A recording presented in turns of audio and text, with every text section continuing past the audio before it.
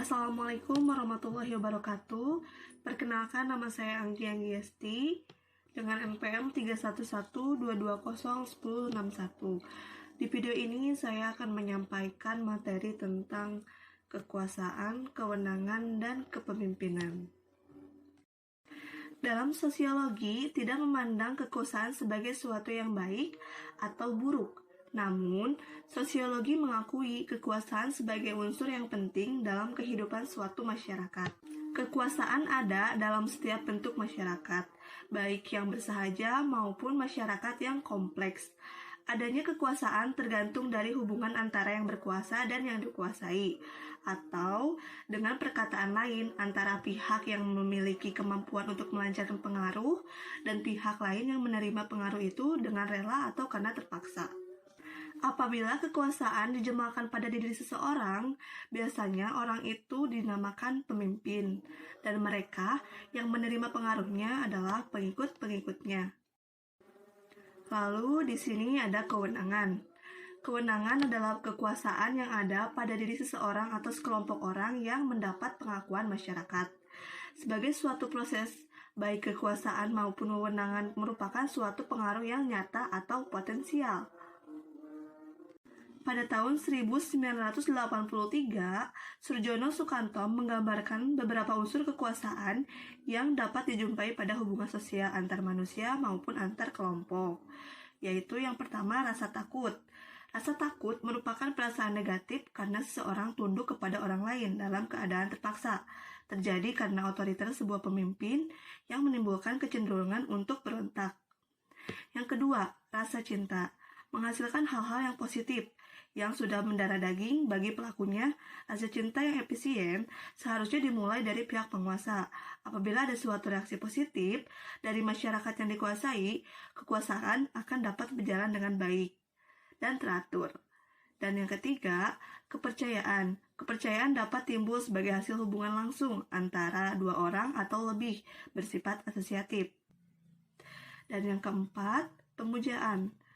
Suatu perasaan cinta atau sistem kepercayaan mungkin pada suatu saat dapat disangkal oleh orang lain. Akan tetapi, dalam sistem pemujaan, maka seseorang, sekelompok orang, bahkan hampir seluruh warga, masyarakat akan selalu menyatakan pembenaran atas segala tindakan dari penguasanya, ke dalam maupun keluar masyarakat.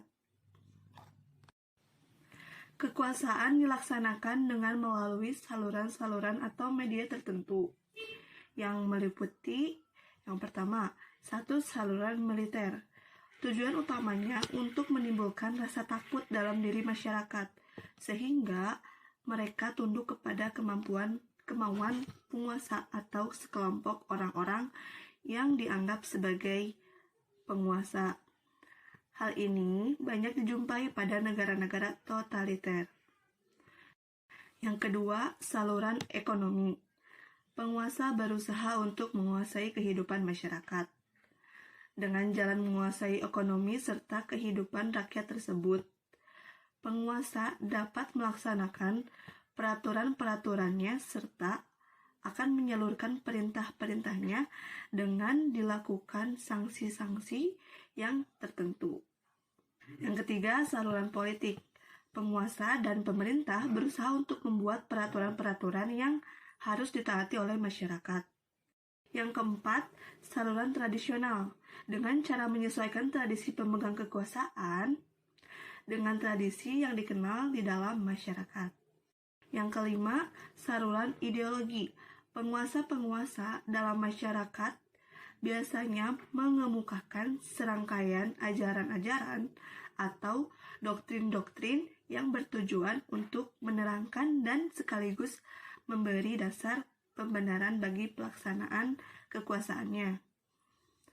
Hal ini dilakukan supaya kekuasaan dapat menjelma menjadi wewenang. Dan yang terakhir adalah saluran-saluran lain, misalnya alat-alat massa seperti surat kabar, radio, televisi, dan lain-lain. Demikian yang dapat saya sampaikan. Terima kasih. Wassalamualaikum warahmatullahi wabarakatuh.